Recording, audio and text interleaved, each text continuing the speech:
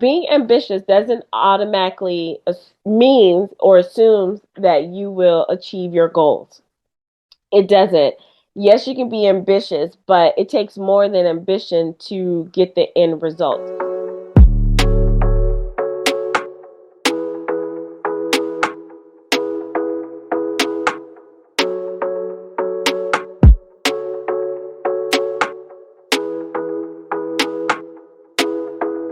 All right. Hi, everyone. Dr. Vernita White here. I go by Dr. V, and we are at our end point of just this small series about personal growth plans, personal vision and mission statements, and how all of that relates to your goals. In this series, this last section, we're talking about your personal outcomes and how your ambition can either hinder or propel your goals. And what I mean by that, I think a lot of people that I attract are very ambitious. And I didn't make the connection until probably recently. Being ambitious doesn't automatically means or assumes that you will achieve your goals. It doesn't. Yes, you can be ambitious, but it takes more than ambition to get the end results. What I find in my clients and in myself, because I was like this when I was a teacher and a college professor. I never asked students to do anything I wouldn't do. So I look at myself before I come on. I analyze and research myself before I work with other people. My own case studies, then I build other case studies. Anyway, you can be ambitious. You can have all the ambition in the world, but if you don't have a clear desire of the result that you want to produce or the result that you want to gain from a goal, then it doesn't matter. It's like connected to know your why. And sometimes I kind of like roll my eyes at that, but I know, the importance of that. It just feels like, we always say that, know your why. And I was like, it's a little deeper than that too. But know the results that you want. And the reason why I'm tying this to goal setting and ambition, especially for my high achievers, is because I know you. When you're locked in on something, you can accomplish it because you know the results. Sometimes it has nothing to do with the why, or it may not be your all-encompassing why. One could be, I got to graduate, or I got to get this job promotion. I just need to make more money. And in order for me to do that, I need to do X, Y, and Z. So yes, I'm ambitious. I'm going to go after it, but I'm also determined. I also have perseverance. I'm also resilient. And this is the outcome that I know I deserve to have. So I'm going to go after it. A lot of times we can have ambition, but if we don't know what we're striving for, if we don't know the results that we want, then that keeps us stuck. And so I want you to think about that as you're coming up with new goals for the rest of this year or, the next year and beyond. Start thinking now about the results that you want to produce, the outcomes that you want to have. A lot of companies, food companies, clothing companies, they all think about outcomes and results. Yeah, they're like, oh, we want to make money or we want to have more impact and influence. But what tangible result or outcome do you want to have? And only you can answer that for yourself. But when you answer it, stick with it and go for it, right? Don't constantly change because you hear what someone else says. If you want to do something just because, I don't know, just something ridiculous, your outcome, trying to think, you want to have an outcome of, I don't know, getting 10 puppies. Probably because I just got a puppy. That's why I'm talking about a puppy. Then if that's your outcome for wanting more money, and you know that I want to go after this goal of getting this job, at this particular level because I want to buy 10 puppies, then your ambition is taking you to have that desire to go to that next level in the job. But then it's like, the outcome as well. Because you can go, and it could take, here's the thing too, why those two are connected, because I believe the more those two are aligned, the faster you'll accomplish it, and then the more focused you will be. That's what I'll say. The more focused you will be if you have a desired outcome.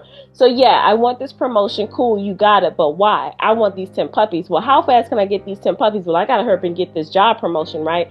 And again, I'm not saying that, if you say you want it in 30 days, but it takes 6 months, sometimes you're not in control of those external factors, but your drive and your ambition is still there because you know you have an outcome.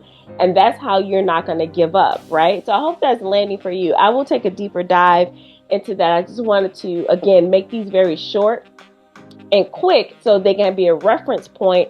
So when we do take a deeper dive, you'll have like, oh, okay, this is what she's talking about when she talks about, outcomes and how ambition and outcome are, I think, closely aligned. So again, as you're thinking about your new goals or current goals that you like, all right, this has been 5 years.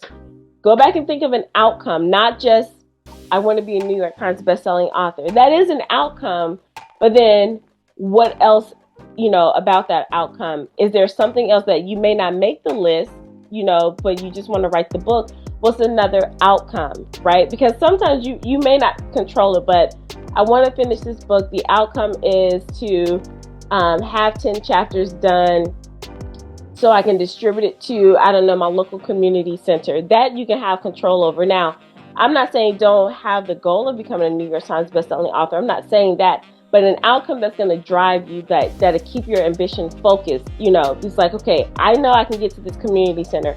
I'm going to hurry up and get this done. Because if you're thinking New York Times bestseller, you're like, oh my gosh, it's too much. My ambition is taking me there, but it's like, I don't know if I'm really sold on that outcome. Because a lot of times we'll have these ambitious goals and dreams and ideas, but we really don't want them. And they sound good. They sound like we should want them. But if we're not doing the things every day to lead us to that point, then we truly don't want them. So I'm not saying scale back your ambition, but I am going to say, let's do an outcome that still stretches you, but not stress you. So that way your ambition and your outcome can stay aligned and you can stay focused and you can actually accomplish something. You can do the same thing as it relates to money, health and wellness, your spirituality, your friends, your relationships with your family. You can do that. Again, life vision, have all of that. But then how can we pull that back a little bit, for us to make sure that we're staying focused and then our ambition don't outrun the actual outcome and the desired result. So here's the thing. You can have the ambition and the big goal, but your outcome can be here. And then it's like, okay, I reached that. And your ambition and your desire can still go. And then you create an outcome, and then you slowly see yourself reaching that big goal. So the New York Times bestseller, let's say, okay, I know that's a vision. I want to have, that's a mission. I want to have that. Well, you may say, I want that in 10 years. But if you start saying, you know what, let me right now just get this book done so I can get it to this community center. You get that done, let's say in 90 days. I wrote a book start to finish in 90 days, very possible. You're like, okay, that same book, I got it to this community center. Well, how can I get it across the whole state, right? What do I need to do that? And then, okay, I got that, and start putting things in place like that. It's easier to do that when your outcomes are clear like that. They're like benchmarks. They're like benchmarks. So I think for a lot of achievers, we are ambitious, but sometimes the ambition wavers because we don't put the outcomes in, I don't want to say in perspective. Yeah, we don't put the outcomes in perspective. We think we have to have, it's either all or nothing. That's true, but don't let your big ambitious goal keep you from continue to move forward. Whew. All right, I hope that makes sense. I hope that's landing for you. Let me know if you have any questions or comments down below. I am excited that this series is wrapped up, the little short series, and now we're going to be ready to do the deep dive work. Let me know what comes up for you. Let me know your thoughts. Let me know if you agree or disagree, because this is a dialogue. I love to read your comments.